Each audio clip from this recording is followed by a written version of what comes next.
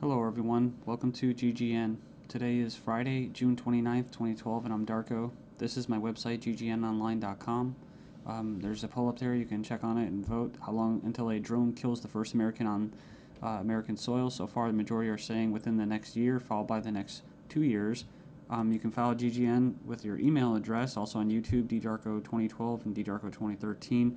And if you'd like to help, you can donate right there. So, and there's also a little news archive there. So, I'm ready to go here, and we're going to cover the economy. And the biggest news, of course, is Obamacare approved.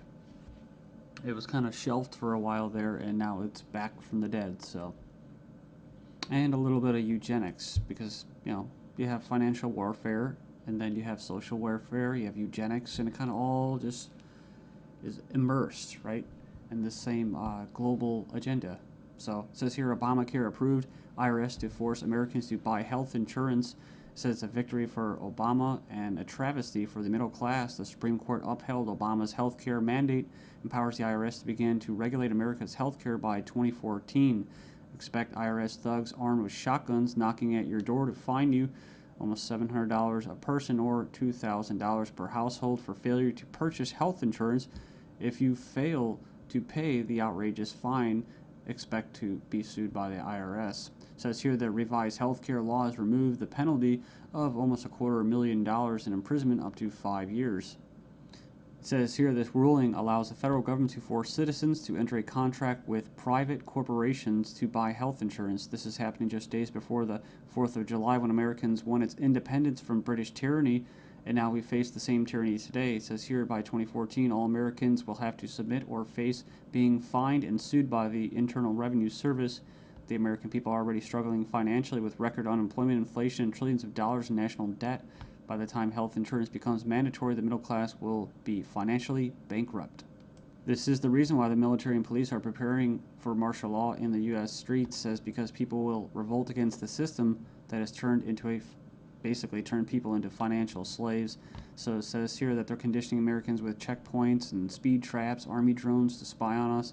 We're going to cover all this, rolling out the tanks and putting military goons on residential streets to prepare us for what is to come in the future. It says here the Bilderberg Group discussed in Spain about wanting to level America into a third world impoverished nation where we're all poor under world government dictatorship. It says here soon the Americans' standard of living will drop significantly, and it won't just be the standard of living, it will be their age of death, right? Their basically the average lifespan. It says here services will be cut. We're going to get into that too, death pathway and stuff like that. Taxes will be increased until we become so poor that we are unable to fight, and resistance will be futile. As Americans issue split decision on healthcare ruling, nearly 2/3 believe politics played too great a role. So it says Americans are sharply divided over Thursday's Supreme Court decision on the 2010 healthcare law, with 46% agreeing and 46% disagreeing with the High Court's ruling that the law is constitutional. Then you have from the Daily Bail, Obamacare complicated. Check out the flow chart. And yeah, there's our buddy, the IRS, right there. But it's just a god-awful mess. And you have Secretary of Health and Human Services in the middle. All these different vested interests, all these different bureaucracies. And the biggest invested interest that helped write the bill was the insurance companies. And they're the ones that are going to basically, how could you say, not profit. Well, they will profit, but they're going to get the best advantage from this, right? And if you would like an anarchist perspective on the whole Obamacare thing, I think Stefan Molyneux did a pretty good analysis of this. I think he held back a lot. I think he's gone over it and made his point so many times, his argument, that he was actually kind of just laid back about it. So it's kind of nice. It's 18 minutes, not too long. The truth about Obamacare, yes, it's even worse than you think. And right here in the description, he puts in there the 6 facts that he presents in his argument. So fact 1, there is no law in the U.S. anymore. Basically what he's saying is that if they could just do anything, then there's no law, right? And it's tricky because, in quote, in a stateless society, there would be what? No law. Well, there would still be common law. See, this isn't common law. This is political law. That's why you have pigs, political law enforcement, and the like that are going to be enforcing this, federal agents and that. So in other words, what he's saying is that you might as well just have no government, because right here you have a dictatorship with, quote, laws, right? They have laws that basically write in a dictatorship.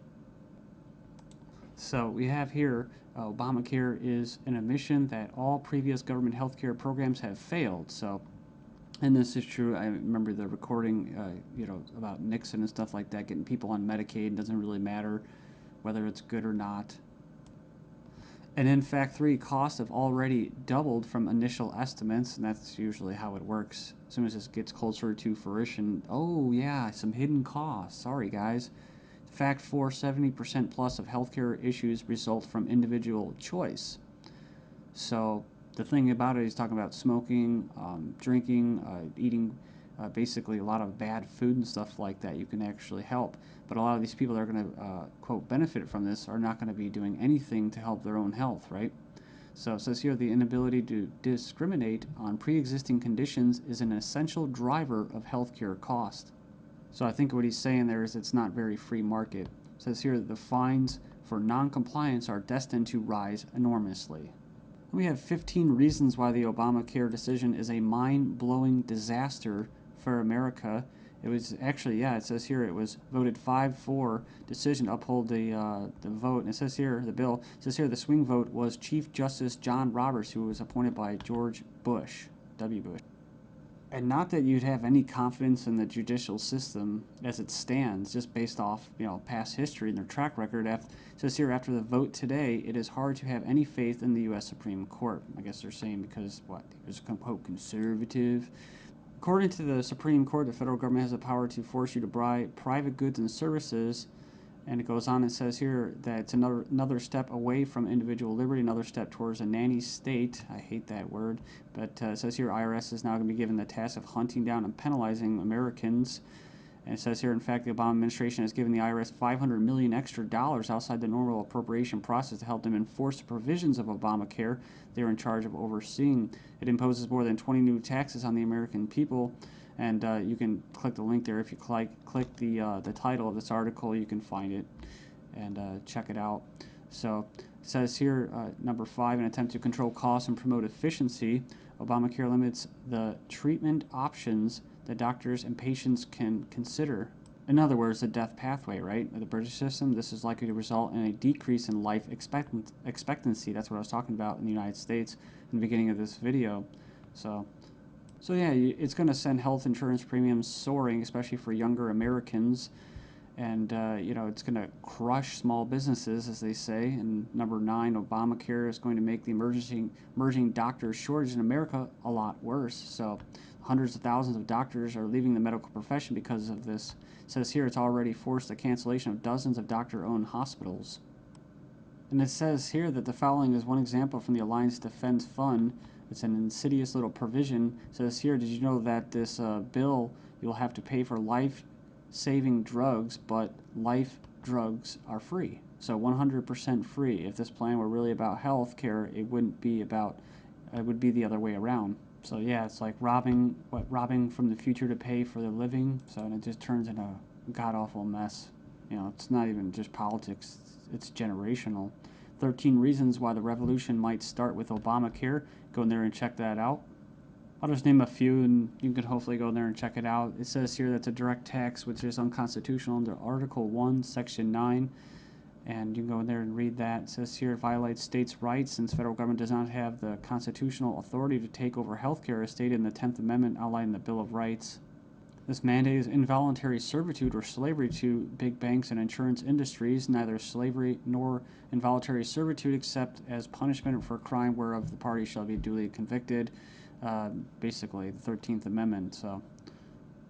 So yeah, that's the federal government's 4th of July Independence Day present to Americans. It's pretty crazy. I mean, you think the timing of this was just happenstance? I bet it isn't. Let's just show you. Just give you a big middle finger right in front of your face. Stagnating life expectancies in the United States. Poor U.S. citizens live 5 years less than the affluent, but they don't talk, what about the middle class, right? So despite modest gains in lifespan over the past century, the United States still trails many of the world countries when it comes to life expectancy. We remember this article, top doctors chilling claim the NHS kills off 130,000 elderly patients every year. It says here, a professor says doctors use death pathway to euthanasia of elderly.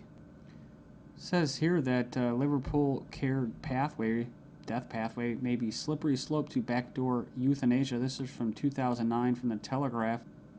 Says here that the patient assessment selects those deemed close to death for withdrawal of food and fluids or being placed on a continuous sedation until they die off.